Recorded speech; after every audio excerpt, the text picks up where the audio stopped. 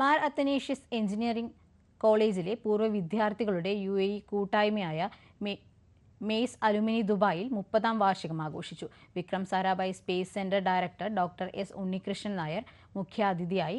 Alumni president Sibi Joseph അധ്യക്ഷത വഹിച്ചു.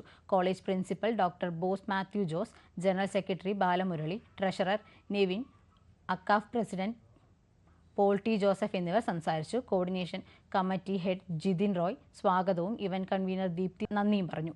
1999 ബാച്ചിലെ alumni അംഗങ്ങളെ ചടങ്ങിൽ ആദരിച്ചു.